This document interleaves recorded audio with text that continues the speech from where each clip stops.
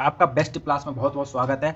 अब आगे की क्लास देखते हैं। जैसे आप लोगों का व्हाट्सएप पे मैसेज आया था, देखो आपको सारी चीज़ बताई जाएगी ए टू जेड। जब तक आपका प्रीलिम्स के नंबर कम से कम इतने ना कर दें कि रैंक ना आ जाए, उसमें रैंक के लिए एक क्लास बनती है और कोई कुछ नहीं है। इसमें क्या होता है कि आपको बताई जाती है कि टॉपर्स लोग कैसे अपनी किताबों में लिखते हैं, क्या चीज़ें डालते हैं, आपको क्या करना चाहिए क्या नहीं करना चाहिए, हर प्रकार। ये आपको एक डेमो वीडियो के रूप में 4-5 क्लासें यूट्यूब पे मिल जाएंगी। और बाकी क्लासों को देखने के लिए आप लाइव क्लास देखने के लिए व्हाट्सएप पे मैसेज कर सकते हैं। व्हाट्सएप मैसेज आपके लिए चैनल पे क्लिक करना, लिंक क्लिक करना, उस पर व्हाट्सएप का आपका ऑप्शन मिल जाएगा, उस पर क्लिक करोगे सीधे व्हाट्सएप पे कॉन्टैक्ट हो जाएगा।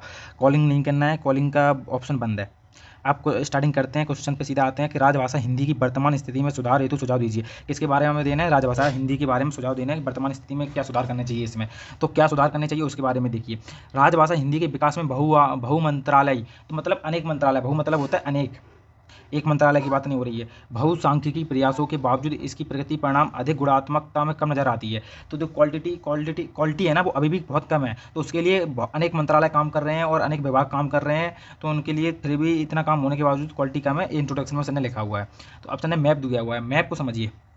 इस तरीके मैप या ऐसा कुछ डालोगे ना तो एग्जामिनर को ज़्यादा अच्छा लगता है, क्योंकि आप फिर उसके जो पॉइंट है ना उसको बाद में समझा दो। तो जैसे सर ने क्या है कि प्रमुख कारण क्या है, तो वो देखिए इस स्थिति के। तो प्रमुख कारण स्थिति के क्या है कि केंद्रीय हिंदी समिति की बैठक ना होना। अब देख रहे हो इतने दिन से हिंदी के तो क्या होता है, जनगणना करने जाते हैं या हिंदी की कोई जांच करने जाते हैं तो कुछ ज़्यादा डिटेल नहीं लेते हैं, अपनी फॉर्मेलिटी रूप करते आते हैं। आप इस पर सख्त कानून नियम कानून होने चाहिए, ठीक है। और राजभाषा विभाग के पास शक्तियों का अभाव, बिल्कुल सही बात है। बहुत ऐसी शक्तियाँ जिनके पास है नहीं, जिससे भी आप फ्रीडम होकर अपना काम नहीं कर सकते। हिंदी का परीक्षाओं में कम प्रयोग। अब हिंदी का परीक्षाओं में कम प्रयोग बिल्कुल है भाई, सही बात है। ये चीज़ आप देख रहे हो कि अभी उत्तर भारत में हिंदी का सर्वाधिक प्रयोग करते हैं लोग। तो लेकिन तब भी हिंदी में अभी उनसे बोल हिंदी में आईएएस का एग्जाम लिख दीजिए आप, जिसकी तैयारी कर रहे हैं। तो आईएएस में भी हिंदी के लोग ना सबसे कम रिजल्ट है, ना के बराबर है। क्यों है? अब हिंदी के होकर हिंदी में ही कम रिजल्ट क्यों है? क्योंकि एक अपने लिए चिंताजनक है, इसके लिए नियम कानून नहीं बने हुए हैं, उस पर काम नहीं कर रहे हैं लोग, इस वजह से। एक लोग 10% नहीं 90% गिरा हुआ है अभी रिजल्ट। ये आप देख लेना गूगल पे भी। ये यांत्रिक अनुवाद, मतलब क्लिष्ट भाषा बहुत ज़्यादा है। यांत्रिक अनुवाद, फिर त्रिभाषा सूत्र में क्रियान्वयन नहीं है, बिल्कुल सही बात है, त्रिभाषा सूत्र का क्रियान्वयन नहीं हो पा रहा है इसका। तो इसलिए इसके जो प्रमुख कारण है। अब इसके सुझाव क्या दिए हैं, सुझाव देखिए, सोल्यूशन भी दिया है सर ने। सोल्यूशन क्या है देखिए, इसके लिए क्या करना चाहिए। इसके लिए त्रिभाषा सूत्र का अक्षरांश क्रियान्वयन होना चाहिए। जैसे अभी हेडिंग डाल दी, त्रिभाषा सूत्र का अक्षरांश क्रियान्वयन में ऐसा कर कर हम भाषाई एकता को स्थापित कर सकते हैं। बिल्कुल बात है, हम ऐसा करेंगे तो भाषाई की एकता में स्थापित कर सकते हैं, सभी भारत में जितने व्यक्ति हैं उनको जोड़ सकते हैं। इसमें भी यह होना चाहिए कि उत्तर भारत के राज्य पहल को दक्षिण भारत के पूर्व उत्तर में भाषा सीखें। कहने का मतलब है सिंपल है कि दक्षिण भारत पूरे भारत में भाषा का प्रचार प्रसार करना है। तो सबसे ज़्यादा कम भाषा कहाँ बोली जाती है? साउथ में। तो साउथ में हिंदी भाषा के लिए अभी भी कितने विभाग का प्रयोग कर रहे हैं, उनका भी होना चाहिए। और साथ में उनको सीखने के लिए उत्तर भारत के लोगों के लिए पहल, जितने भी राज्य हैं उनको थोड़ा बढ़ चढ़ कर हिस्सा लेना चाहिए। फिर नेक्स्ट आ जाइए कि राजभाषा विभाग को पूर्ण शक्ति युक्त करना चाहिए, ताकि वह अपने कार्यों को उचित क्रियान्वयन कर सकें। तो उनके लिए फ्रीडम होनी चाहिए, कई कार्य निर्णयों में निर्णय नहीं ले पाते हैं, उनका सेंटर से पूछना पड़ता है उनके लिए। तो इन चीज़ों पर थोड़ा ना फ्रीडम होना चाहिए, उनके शक्ति सशक्त बनाना है उनको। फिर अपूर्ण क्रियान्वयन पर दंड दे सकें। जैसे अपूर्ण क्रियान्वयन होते हैं, काम पूरा ना होने पर उनकी दंड प्रक्रिया होनी चाहिए। तो इस प्रकार अब नेक्स्ट है कि केंद्रीय हिंदी समिति व अन्य संस्थाओं की नियमित बैठक होनी चाहिए और आयोजन भी होना चाहिए। अभी जो कुछ लोग होते हैं फॉर्मेलिटी निभाते हैं, हिंदी भाषा दिवस आया तो उस पर खाली प्रोग्राम कर दिए, कुछ नहीं। बढ़ाने के लिए ना क्या है कि ज़मीनी स्तर पर काम करना पड़ेगा है, और लोगों को घर जाकर समझाना पड़ेगा। यदि घर नहीं, स्कूल संस्था द्वारा कार्यक्रम चलाने चाहिए, बहुआयामी तरीके से हिंदी का प्रयोग करेंगे तब जाना पड़ेगा। और साउथ में सबसे ज़्यादा करने की जरूरत है। नेक्स्ट पॉइंट है कार्यालय व प्रशासनिक स्तर पर अधिकारियों को पदोन्नति व वेतन वृद्धि में हिंदी प्रयोग पर आधारित होता हो।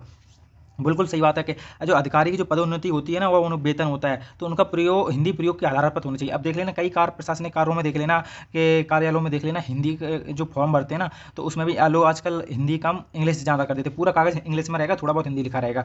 प्रशिक्षण की प्रक्रिया को सरल और रोचक बनानी जानी चाहिए। अब कोई जो भी है कि तो सीखने की प्रक्रियाओं को बहुत ईजी कर देना चाहिए, जिससे लोग जल्दी सोचें और जल्दी सीखने के लिए उत्सुक हों। और इसके लिए कई अपने कवि हैं, उन्होंने ऐसी ऐसी ग्रंथावली लिखी है। जैसे भारतेंदु का बहुत अच्छा योगदान है हिंदी में। उन्होंने ऐसी चीज़ें लिखी हैं, ऐसी कहानियाँ लिखी हैं कि साउथ के लोग हिंदी सीखना पे मजबूर हो गए कि मुझे वो कहानी पढ़ने के लिए हिंदी सीखना चाहिए। तो ऐसी चीज़ें रोचक बनानी चाहिए कि उनके अंदर मतलब रोचक रुचि आए पढ़ने में। इस तरीके से हिंदी का पर काम करना चाहिए। अपेक्षा के स्तर पर क्या होना चाहिए कि यूपीएससी आदि परीक्षाओं में हिंदी अनिवार्य प्रश्न पत्र होना रखना चाहिए। तो ये वर्तमान में हो चुका है और अनिवार्य होना चाहिए। इसके बाद हैं। इसके लिए हिंदी में जो पेपर होते हैं उनके लिए क्लिष्ट भाषा का प्रयोग ना करते हुए इजी भाषा का प्रयोग करना चाहिए। सिविल सेवा अधिकारियों के प्रशिक्षण में हिंदी का भाषा का प्रयोग अनिवार्य हो जाना चाहिए। अब इंग्लिश वाले लोग होते हैं जो प्योर इंग्लिश में रहते हैं तो हिंदी का बहुत कम प्रयोग करते हैं। इंग्लिश मीडियम का इसलिए रिजल्ट ज़्यादा रहता है क्योंकि उनको कम पढ़ना पड़ता है। हिंदी मीडियम में क्वालिटी मटेरियल बहुत कम है, तो ये भी एक थोड़ा दिक्कत है, इस पर फोकस करना चाहिए। अनुवाद और शब्दावली निर्माण पर इस तक काम होना चाहिए। जैसे मैंने बताया कि अनुवाद और शब्दावली पर निर्माण पर बहुत ज़्यादा काम होना चाहिए, ये सबसे ज़्यादा मेन काम होता है। और इसके लिए आंतरिक अनुवाद ना होकर अंतर्राष्ट्रीय शब्दों का वैसा ही प्रयोग करना चाहिए। जैसे कि कुछ शब्द होते हैं यूपीएससी इन्होंने लिखा दिया डायरेक्ट, तो सीधा हिंदी में यूनियन पब्लिक सर्विस कमीशन नहीं लिखा, यूपीएससी लिख दिया, यूपीएससी ऐसे लिखते हैं यूपीएससी, तो इसको डायरेक्ट लिख दिया। तो इन अंतर्राष्ट्रीय शब्दों का ऐसे प्रयोग करना है जो अंतर्राष्ट्रीय लेवल पर विख्यात शब्द हैं। तो उदाहरण के लिए जैसे कंप्यूटर को जो कंप्यूटर का हिंदी नाम है संगणक, तो उसके नाम पर सीधा कंप्यूटर ही कहना चाहिए। ये सर ने एग्जाम्पल दिया है। तो देखो जहाँ सब लोग देखो अंतर्राष्ट्रीय भाषा को जैसा कि वैसा बोलना चाहिए, कहने का मतलब ये है। जैसे विधायी को तकनीकी शब्दावली में सरल बनाई जाए, विधायी का तकनीकी शिक्षा को शब्दावली को सरल बनाया जाए, क्योंकि कई लोग तो इसी वजह से नहीं सीखते, हिंदी में इंटरेस्ट लेते हैं क्योंकि वो इतने क्लिष्ट भाषा शब्द होते हैं उस वजह से। फिर नेक्स्ट है कि जैसे अगला क्वेश्चन है, अगला पॉइंट है कि हिंदी भाषा का वैज्ञानिक और तकनीकी विकास होना चाहिए। बिल्कुल सही बात है, हिंदी भाषा का वैज्ञानिक रूप से और तकनीकी रूप से दोनों तरीके से अच्छे से विकास करें। और क्योंकि जिस भाषा के वैज्ञानिक और तकनीकी और ग्रामर होती है ना, उस भाषा को राष्ट्रभाषा बनाने के लिए बहुत कम टाइम लगता है। आधुनिक आंतरिक और तकनीकी पर विकास, जैसे टेक्स्ट टू टेक्स्ट स्पीच होना चाहिए। जैसे अपन बोले और वो स्पीच लिख जाए, स्पीच टू टेक्स्ट मतलब बोले और लिख जाए और लिखा हुआ हिंदी में कन्वर्ट हो जाए।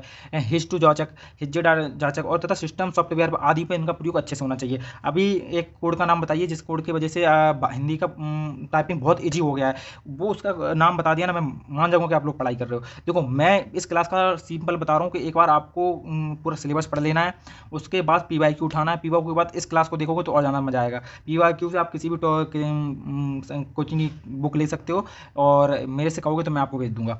भाषा में वैज्ञानिक और साहित्य को बढ़ावा दिया जाए। और इसके बाद है कि इन सभी उपायों में हिंदी भाषा का प्रयोग विस्तार का उपयोग में वृद्धि होगी और राजभाषा बनने के पथ पर इसकी स्थिति में सुधार होगा। इस तरीके से इनका प्रयोग करें और राजभाषा के रूप में। और इसने कितना अच्छा लिखा हुआ है कि यहाँ पर वेरी गुड मिला हुआ है, 20 में से 12 नंबर मिले। ये 20 नंबर का क्वेश्चन था, इसलिए इसको समझाने में 8 मिनट चले गए।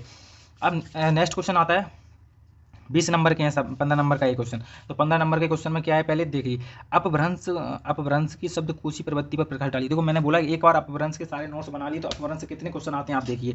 तो अपभ्रंश का तो मैंने क्वेश्चन अभी नेक्स्ट क्लास में भी बताया था, अब तो इसमें भी फिर से आ गया। अपभ्रंश का शाब्दिक अर्थ से भ्रष्ट भाषा से, बिल्कुल सही बात है। अर्थात इसका निर्माण व विकास संस्कृत की भाषा के शब्दों में विकृत मतलब अलग अलग हो गए और भ्रष्ट होने से हुआ है। जैसे बोलने में दिक्कत आई किसी ने तो अपने हिसाब से बोल दिया उन्होंने संस्कृत भाषा को। गच्छति, गच्छता, गच्छतंती होती है, अब जाना होता है गच्छत का प्रयोग, गच्छ धातु का प्रयोग होता है गम, गम मतलब जाना। अब धीरे धीरे गम का प्रयोग जाना में कर दिया, जाना का प्रयोग ऐसे पूरा भ्रष्ट तरीके से प्रयोग कर दिया इस तरीके से, इसलिए इसका नाम भ्रष्ट भाषा बोलते हैं अपभ्रंश को। और इसके अलावा वैदिक संस्कृत से पाली प्राकृतिक तक होते हैं, बिल्कुल सही बात है, प्राकृतिक और पाली तक होते हैं। और तथा अपभ्रंश में मध्यकालीन आर्य भाषा के रूप में विकास होने के क्रम में अनेक उपादानों से शब्दों का ग्रहण भी किया गया है, बिल्कुल राइट बात है। और उसके लिए क्या है कि दो प्रमुख शब्दकोशी प्रवृत्तियां कौन कौन सी हैं देखिए, तत्सम शब्द, देशज शब्द और विदेशी शब्द, इनका भी ये बहुत अच्छे से तद्भव शब्द वे शब्द होते हैं कि जिसमें अपभ्रंश का विकास ही संस्कृत के सरलीकरण का परिणाम है। मतलब अपभ्रंश का विकास है संस्कृत को सरल बनाने के लिए प्रयोग करते हैं, उसी भाषा को तद्भव बोलते हैं, ठीक है। इसके अलावा शब्दों को द्वितीकरण व क्षतिपूर्ति और दीर्घीकरण आदि स्वरों का लोप, अनुसिकीकरण जैसी प्रक्रियाओं उसको तद्भव से विकास हुआ, तद्भव का विकास हुआ है, प्रक्रियाओं से तद्भव का विकास हुआ है। देखो सिंपल है कि देखो संस्कृत को इजी बनाने के लिए जो भाषा को प्रयोग करे गए हैं उसको तद्भव बोलते हैं। तद्भव का प्रयोग दीर्घीकरण है, लोप है तथा अनुवांशिक है और क्षतिपूर्ति से बचाने के लिए इन शब्दों का प्रयोग करते हैं। जैसे कि कर्म को क्या बोल दिया, काम, बहुत ईजी तरीके से है। चक्र का है, चक्र का चाक बोल दिया है, सिंह को सिंह बोल दिया, अध को आज बोल दिया, कार को कारज बोल दिया। तो ये बहुत अपनी भाषा में ईजी कर दिया उन्होंने कि ज़्यादा कार्य बोलने में थोड़ा वाइब्रेट होता है, थोड़ी मेहनत लगती है, तो उन्होंने सिंपल बोल दिया कारज, कोई दिक्कत ना। तो इस वजह से अब आ जाइए विदेशी शब्द। विदेशी शब्द में 11वीं से 12वीं शताब्दी तक अरबों के आक्रमण के कारण इसमें अरबी फारसी शब्दों का भी अद्भुत मिश्रण हुआ देखने को मिलता है। वह उनकी सामाजिकता को सिद्ध करता है। जैसे कमाल, रुमाल, दरबार, बकवीस, दीरार आदि जैसे शब्द इनका प्रयोग आपने देख सकते हो, बिल्कुल सही बात है। अब देशज में कौन कौन से शब्द होते हैं, देशज शब्द में अब विदेशी शब्द हो गए ना, विदेशी शब्द हो गए, विदेशी के बाद आप देशज शब्द में देखिए, देशज शब्द में आ जाइए कि देशज समूहों के संपर्क में व उत्तर पश्चिमी भारत के नव उदित जाट, आमिर जैसे खुसरू जैसे समूह के शासन में विकसित होने के कारण इसमें देशज शब्दों की सुंदर और समन्वय देखने को मिलता है। जैसे जो छोटे सामंत लोग होते हैं, छोटे जो जिनका स्वतंत्रता के बाद जो जो क्या बोलते हैं, एक और बता रहा हूँ हिस्ट्री में, अलाउद्दीन खिलजी के बाद प्रशासनिक शासक उत्पन्न हुए थे, तो क्या उन्होंने इतने शिक्षित नहीं थे कि वो अपने देश को चला सके। उस वजह से कुछ और अंग्रेजों के बाद तो कुछ लोगों ने अपने आप को स्वतंत्र कर दिया था। अपने यहाँ सबसे कितनी रियासतें हैं, 592 रियासतें थी, सबसे ज़्यादा रियासत थी, तो उनमें क्या अपने अपने शब्द अपनी भाषा बोलते थे, तो उनसे देशज शब्द का उनको देशज शब्द बोलते हैं। जैसे किल को किल, सूर्ण को सुख सूर्ण, तड़पई, तो ये शब्द देशज शब्द होते हैं। अन्य स्तर पर क्या होता है कि अन्य स्तर पर प्रमुख प्रवृत्तियों के रूप में अनेक शब्दों के लिए एक से अधिक एक ही शब्द का प्रयोग दिखाई देना भी है। जैसे कि सप्त शक्ति सुक्ति के लिए केवल सुप्त शब्द का प्रयोग किया जाता है। ठीक, सही बात है, ये बिल्कुल एग्जाम्पल बिल्कुल सटीक बताया सर ने। इस तरीके से आप लिखोगे तो आपको नंबर बहुत ज़्यादा मिलेंगे। इन तरीके से लिखना ही बहुत ज़्यादा इंपॉर्टेंट होता है, और बाकी आप कुछ भी कर सकते हो अपने हिसाब से, और जितना अच्छा क्वेश्चन आंसर लिखोगे उतने ज़्यादा अच्छे नंबर मिलेंगे। आपको एग्जाम्पल बहुत अच्छे अच्छे डालने हैं, जिससे एग्जाम्पल को चेक करने में ज़्यादा ईजी हो और समझने में, क्योंकि सारी डेफिनेशन उसे ऑलरेडी पता होता है। अब कंक्लूजन में लिखा है कि इस प्रकार की शब्दकोशी प्रवृत्तियों में संस्कृत के सरलीकरण में विदेशी तत्वों को देशज प्रथाओं आदि का प्रभाव देखता है। बिल्कुल राइट बात है, इसने कंक्लूजन देके खत्म कर दिया क्वेश्चन। अब आ जाइए नेक्स्ट क्वेश्चन, देवनागरी लिपि के मानकीकरण हेतु सुझाव। तो किसके लिए सुझाव देना है? मानकीकरण के लिए देना है। किस भाषा के किस भाषा लिपि के बारे में बात कर रहे हैं? देवनागरी की लिपि। तो देवनागरी लिपि के बारे में समझिए। अब देवनागरी लिपि मानकीकरण के अनेक प्रयासों के बावजूद निम्न सुझाव दिए जा सकते हैं। तो कौन कौन से सुझाव हैं? कि हालांकि इसमें कई सुझाव के सिद्धांत हैं सरकार द्वारा मान लिया गया है, किंतु अभी भी कुछ व्यावहारिक प्रयोग नहीं हुआ है। तो जो जमीनी स्तर पर व्यावहारिक तरीके से प्रयोग नहीं करेंगे तब तक कोई इंपैक्ट नहीं पड़ेगा। तो अभी तक नहीं हुआ है वो चीज़। ध्वनि के स्तर पर क्या है कि ध्वनि के स्तर पर विभिन्न भाषाओं में निहित ध्वनियों का समावेश किया जाना चाहिए। जैसे सिंधी में जा ड़ा ड़ा दा वा बा गा, इस शब्दों का प्रयोग होता है सिंधी में। असमिया में या शब्द का प्रयोग है। तो इन तरीके से दक्षिण भारत में द्रविड़ भाषाओं में ए और औ की मात्राओं का प्रयोग दोनों स्तरों पर हश्य शब्द के लिए होता है। हश्य मतलब होता है छोटा, और छोटा हश्य, हश्य का मतलब होता है छोटा और दीर्घ का मतलब होता है बड़ा।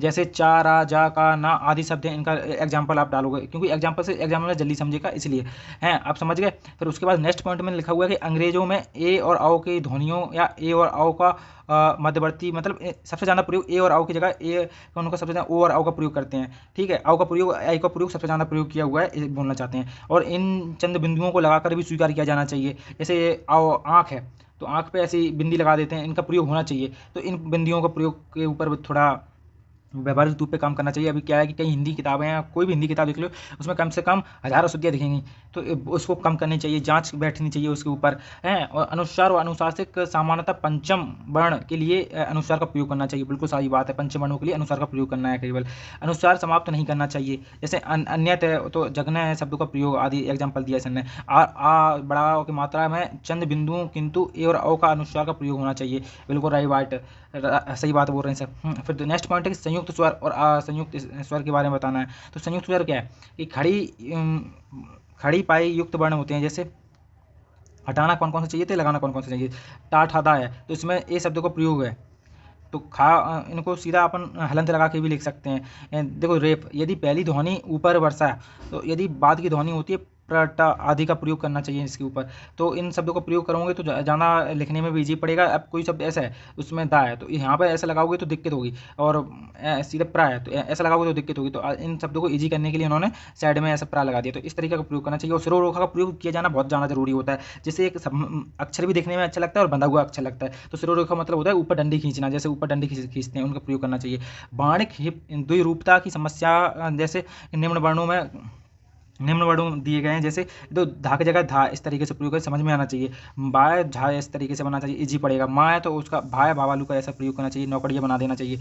ड़ा है तो ये पहले ऐसा प्रयोग करते थे, लेकिन अब वर्तमान में अब इन शब्दों का प्रयोग हो रहा है, तो इनका कहीं कहीं नहीं हो रहा, उनको रिप्लेसमेंट करके इन शब्दों को प्रयोग करना जरूरी है, क्योंकि इनको लिखने में टाइम ज़्यादा लगेगा और इतना बहुत लोग नहीं लिख पाएंगे, तो समझने के लिए भी जी होंगे। तो इन शब्दों का प्रयोग बढ़ना चाहिए। ठीक है, ये इसके ऊपर मात्रा व्यवस्था का प्रयोग जारी रखना चाहिए, संयुक्त वर्णों का प्रयोग जारी रखना चाहिए। बिल्कुल सही बात है। और इस प्रकार वर्तनी के पक्ष में सुधार क्या दिए हैं? वर्तनी के पक्ष में सुधार है कि हाइपन का प्रयोग होना चाहिए, बिल्कुल बात सही है। हाइपन आप लोग सब जानते होंगे। द्वंद्व भाषा द्वंद्व समास में प्रयोग करना चाहिए, जैसे माता और पिता ये बीच में लिखा हुआ लगा दिया, क्योंकि बहुत इससे समझने में ईजी पड़ती है। तत्पुरुष में नहीं होना चाहिए। नीलकमल तत्पुरुष समास होते हैं, उसमें क्या है कि डायरेक्ट लिखे जाते हैं छिपा कर, उसमें हाइपन का प्रयोग नहीं करना है। जहाँ लिखने की जरूरत होती है, जैसे चाचा चाची, माता पिता, दादा दादी, इन शब्दों में प्रयोग होना चाहिए। कठिन संधियों का प्रयोग किया जाना चाहिए, कठिन संधियों में किया जाना चाहिए। जैसे बहुत ज़्यादा कठिन है, उनको दिक्कत हो रही है पूरा बोलने में, मुझे बहुत ज़्यादा दिक्कत होती है, तो उसके लिए क्या है कि उसको सरल शब्दों में लिखने के लिए प्रयोग करना चाहिए।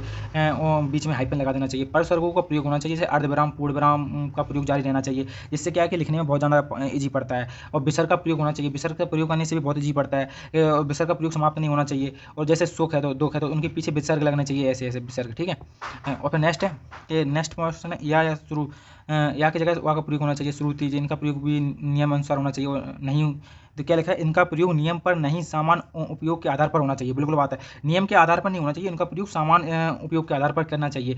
और इस प्रकार सर ने कंक्लूजन देके खत्म किया। क्वेश्चन क्या है, इसमें सर को 9.5 नंबर मिले हैं, देखो 9 नंबर मिले हैं, तो इस प्रकार लिखोगे तो आपको अधिक से अधिक नंबर मिलेंगे। इस प्रकार प्रयुक्त सुझावों द्वारा निश्चित रूप से देवनागरी लिपि को अखिल भारतीय रूप में विकसित किया जा सकता है। और इस कंक्लूजन इतना पॉजिटिव देके अखिल भारतीय स्तर पर दे सकते हैं। 8 पॉइंट डालना बहुत ज़्यादा जरूरी है, आपका कंक्लूजन इम्पैक्टफुल हो जाएगा। अब इस प्रकार आप आंसर राइटिंग करोगे तो आपको बहुत ज़्यादा नंबर मिलेंगे। देखो एक आंसर राइटिंग की मैं बता रहा हूँ यहाँ पर, देखो सर ने क्या क्या पॉइंट डाला है। पहला पॉइंट देखिए, पहला पॉइंट है कि सर ने सबसे पहले इंट्रोडक्शन में लिखा हुआ है, इंट्रोडक्शन को उसमें क्वेश्चन जो पूछ रहा है उसके बारे में, ठीक है, ये हो गया। फिर दूसरा पॉइंट है, दूसरा पॉइंट में क्या करना है कि मन बॉडी में सारे एग्जांपल लिखने हैं। परिभाषा भले तुम कम लिखो, उसकी हेडिंग बना दो परिभाषा की लिखने की जगह, लेकिन एग्जांपल होना ही चाहिए, कंपलसरी है। तीसरा पॉइंट है कि कंक्लूजन हमेशा कुछ ऐसे एक कोई संस्था का नाम या कुछ फैक्ट डाटा या कुछ वर्तमान में करंट अफेयर को उठा के उसमें डालना है। मतलब कहने का मतलब इसमें भी एक एग्जाम्पल डालना है, एक इंट्रोडक्शन में भी एग्जाम्पल डालना है, और सबसे ज़्यादा एग्जाम्पल मेन बॉडी में डालना है। इस तरीके से आप क्वेश्चन लिखोगे तो आपके सबसे ज़्यादा नंबर देंगे। और सबसे ज़्यादा जरूरी है टॉपर्स कॉपी को सबसे ज़्यादा देखना जरूरी है, वही काम अपने कर रहे हैं। थैंक यू क्लास को देखने के लिए।